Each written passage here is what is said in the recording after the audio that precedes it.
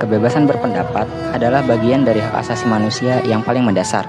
Hak ini memberikan ruang bagi setiap individu untuk mengungkapkan pikiran, pandangan, dan keyakinan secara bebas, baik secara lisan, tulisan, maupun media lainnya.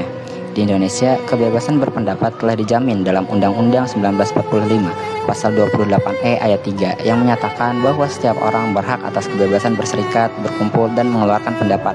Selain itu, hak ini juga diakui dalam berbagai instrumen hukum internasional, seperti Deklarasi Universal Hak Asasi Manusia atau DUHAM dan Kovenan Internasional tentang Hak Sipil dan Politik atau ICCPR. Namun dalam praktiknya, kebebasan ini seringkali terancam dan dilanggar, baik secara langsung maupun terselubung. Salah satu bentuk pelanggaran yang sering terjadi dalam pembungkaman terhadap suara-suara kritis, terutama yang datang dari masyarakat sipil, mahasiswa, aktivis, jurnalis, hingga akademisi.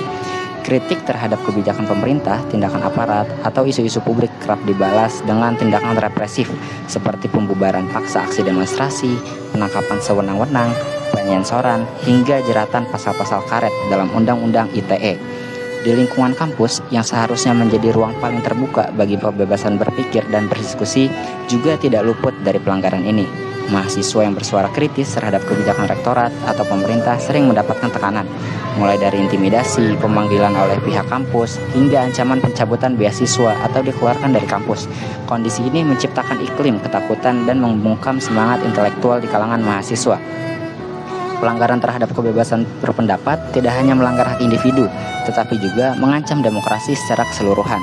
Demokrasi hanya bisa berjalan sehat jika warga negara bebas menyampaikan aspirasi dan melakukan kontrol terhadap kekuasaan. Ketika kritik dibungkam, transparansi dan akuntabilitas pemerintah pun akan ikut melemah. Oleh karena itu, penting bagi kita semua untuk menyadari bahwa perjuangan kebebasan berpendapat adalah bagian dari memperjuangkan hak asasi manusia secara keseluruhan. Negara memiliki kewajiban untuk melindungi dan menjamin hak ini, bukan malah menjadi pelaku pelanggaran. Sementara masyarakat, terutama generasi muda, harus terus mendorong terciptanya ruang-ruang yang aman dan bebas untuk berekspresi, demi terwujudnya keadilan, kesetaraan, dan demokrasi yang sejati.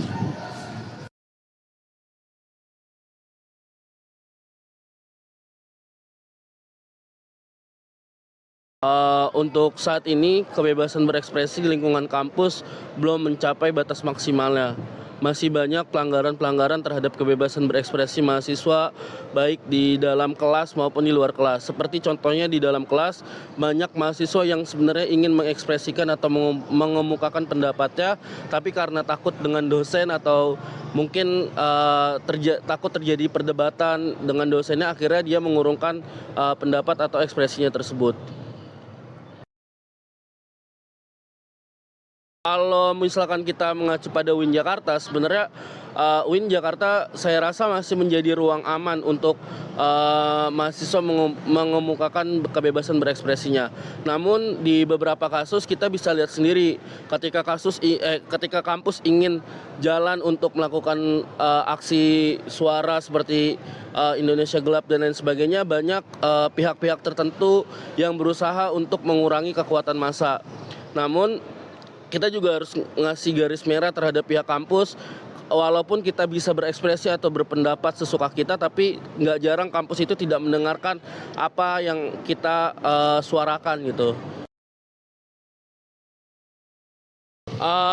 Yang paling utama adalah adanya rasa superior atau ngerasa bahwasannya dirinya lebih dibandingkan orang lain, yang akhirnya dia berusaha untuk menghentikan ekspresi ataupun melanggar hak orang untuk berekspresi. Kita mungkin pernah sempat beberapa kali mendapat tekanan terkait pemberitaan-pemberitaan yang kita lakukan di kampus ini gitu, terutama pemberitaan yang menyoroti kebijakan-kebijakan kampus yang kurang berpihak kepada mahasiswa gitu. Apalagi beberapa fenomena atau kejadian yang tentunya bagi kampus itu dapat merusak citra baik kampus gitu. Beberapa isu atau beberapa berita yang kita angkat itu sempat mendapatkan respon yang kurang baik dari pihak kampus. Ya contohnya seperti berita-berita yang bisa dibilang cukup kontroversial lah gitu. Nah, tekanan-tekanannya itu berupa pemanggilan terhadap kita pers mahasiswa, kemudian perintah untuk men-take down berita gitu.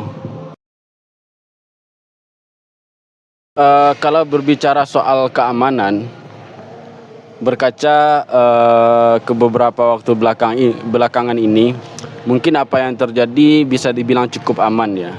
Namun cukup aman dalam artian bukan tanpa adanya ancaman-ancaman atau tekanan yang terjadi gitu. Ya, kalau mau di rating ya dari 1 sampai 10 mungkin keamanannya 5 lah gitu. Ya.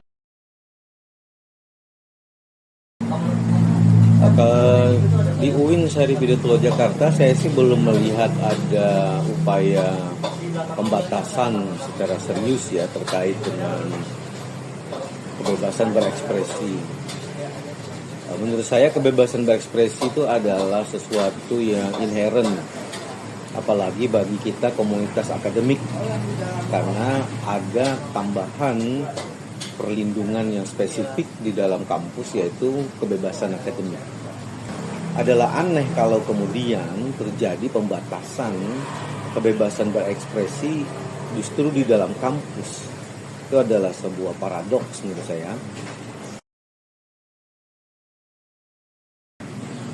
Secara khusus saya nggak tahu ya, seingat saya sih belum ada ya aturan rektor kalau mau ditanyakan itu ya. Jadi regulasinya itu mengikuti regulasi umum yang ada di negara kita ini, ya, mulai dari undang-undang tentang menyampaikan pendapat gitu ya. Kemudian secara teknis juga ada ketentuan tentang penyampaian pemberitahuan kepada keamanan ya. Di kampus ingat saya belum pernah baca gitu ya. Saya nggak tahu kalau benar-benar ada gitu aturan tentang itu. Karena tadi kalau aturan itu ada, ya tentu itu bagian dari objek yang perlu dikritisi juga oleh mahasiswa, ya kan begitu. Yang dilarang itu adalah menyampaikan fitnah, menyampaikan kebohongan, menyampaikan kepalsuan, menyampaikan sesuatu yang tidak punya dasar pada fakta-fakta. Ingat yang dimaksud kebebasan di sini tentu tidak bisa dilepaskan dari kebenaran, gitu ya. Yang selama yang kita sampaikan itu adalah kebenaran, apalagi sampai lebih tinggi bicaranya aspek keadilan, misalnya, ya tentu itu sesuatu yang sangat fundamental. Saya berharap ya kritisisme ini yang dibangkitkan sebagai cara gitu untuk memulai upaya agar penyampaian ekspresi itu adalah dengan tujuan yang benar, gitu ya. Nah, yang kedua adalah dengan terbukanya kanal yang beragam saat ini untuk menyampaikan gagasan kita, gitu ya. Semua kanal itu harusnya dimanfaatkan. Jadi kebebasan berekspresi itu bukan hanya demonstrasi. Okay? Yang paling utama itu adalah menyampaikan gagasan secara tertulis. Jadi mahasiswa gitu ya, sivitas akademika harus berani menulis untuk menyampaikan ide-idenya, gagasannya, sehingga terang dibaca orang. Dan tulisan itu kan sekarang bisa disebar di dalam kanal apapun ya kan, atau seperti ini gitu, ada gagasan-gagasannya yang bisa direkam, disampaikan gitu secara visual, kemudian orang bisa mendengarkan dan menyimak gagasan itu gitu. Kebebasan berekspresi bukan berarti bebas tanpa batas, melainkan ekspresikan gagasan dengan menjunjung tinggi etika, menghormati perbedaan, serta tidak merugikan hak orang lain. Kritik boleh tajam, tapi hindari ujaran kebencian. Bicara itu berani, berpikir itu penting. Jangan takut bersuara, asal sadar apa yang kau bela. Kampus yang sehat adalah kampus yang membuka ruang untuk ekspresi. Kritik mahasiswa harus pandang sebagai bentuk kepedulian terhadap institusi, bukan sebagai ancaman. Dukung terbentuknya ruang-ruang diskusi yang inklusif, di mana semua mahasiswa bisa menyampaikan pendapat tanpa takut diintimidasi atau dibungkam, terutama kelompok rentan seperti perempuan, minoritas, dan disabilitas. Bersuara itu bukan sekedar hak, tapi itu adalah tanggung jawab kita. Diam di kelas juga akan membuat kita mati rasa. Mari suarakan kebenaran, tapi tetap menjaga etika. Mari junjung terus keadilan, tapi tetap menjaga kedamaian. Salam keadilan.